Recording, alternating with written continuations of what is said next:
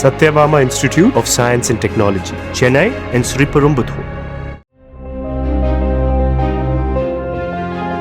கடந்த பிப்ரவரி 23ஆம் தேதி பாம்பன் துறைமுகத்திலிருந்து மீன்பிடிக்க சென்று எல்லை தாண்டி மீன்பிடித்ததாக 12 மீனவர்கள் இலங்கை கடற்படையால் கைது செய்யப்பட்ட நிலையில் 90 நாட்களுக்கு மேலாக சிறையில் உள்ள மீனவர்களையும் அவர்களது படகையும் விடுவிக்க கோரி பாம்பன் பேருந்து நிலையத்தில் அவர்களது உறவினர்கள் போராட்டத்தில் ஈடுபட்டனர்.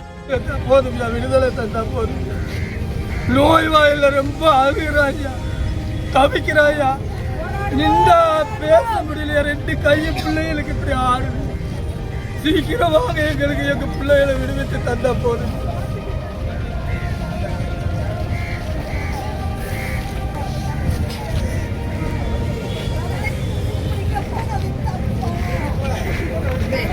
Satyabama Institute of Science and Technology, Chennai and Sriperumbudur.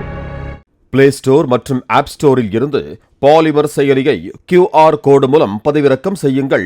செய்திகளை உடனுக்குடன் பெறுங்கள்.